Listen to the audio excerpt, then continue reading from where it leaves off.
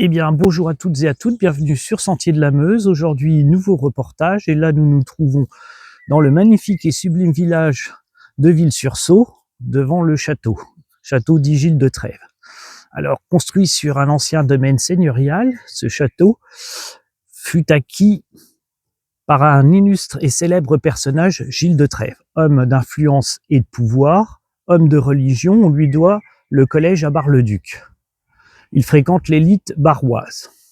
Alors ce château, quand il a acquis la seigneurie, eh bien, il va être construit parce qu'il souhaite une résidence de style italienne.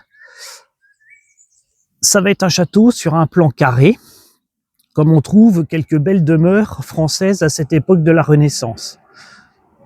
Il sera flanqué de 4 échauguettes, ces 4 petites tours que l'on voit, d'un superbe toit d'ardoise à 4 pans, et de belles dépendances. Alors on peut remarquer quand même que ces dépendances forment un carré, avec 4 tours gardant un certain aspect militaire défensif et médiéval. Le château, lui, est dans un pur style Renaissance. Ces fenêtres, on peut les remarquer, et puis toutes ces belles sculptures, avec cette pierre de dentelle qui a été magnifiquement travaillée.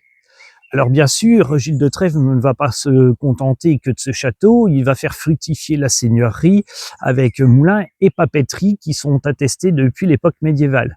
Ce que l'on peut dire de ce château, c'est qu'il va échapper à tous les tourments et surtout la révolution et les vicissitudes quand les privilèges seigneuriaux et les biens sont vendus pour financer la révolution. Souvent, certains sont démantelés et vendus en pièces détachées ou détruits dans d'autres guerres. Un fait important qu'on peut noter par rapport à ce château, c'est qu'un illustre personnage aussi va en prendre possession, c'est la famille de Camille Claudel, cet écrivain. D'ailleurs, un de ses célèbres ouvrages sera écrit au cœur de ce château. De très très beaux jardins seront aménagés, d'ailleurs jardins remarquables.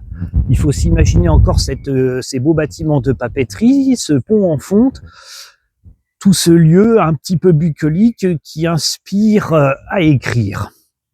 Alors voilà, nous allons continuer notre reportage et vous faire découvrir les nombreux monuments de Villers-sur-Saulx, village préféré des Meusiens.